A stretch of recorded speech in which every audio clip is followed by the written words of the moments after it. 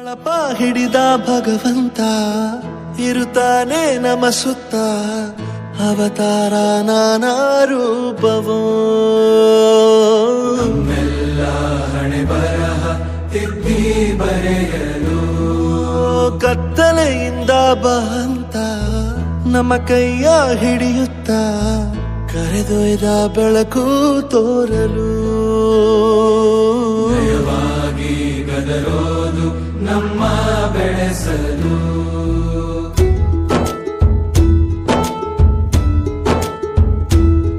ಭಾಷೆ ಅಮೃತ ಕುಡಿಸೋ ತಾಯಾಗಿ ಭಾಷೆ ಅಮೃತ ಕುಡಿಸೋ ತಾಯಾಗಿ ಭವಿಷ್ಯ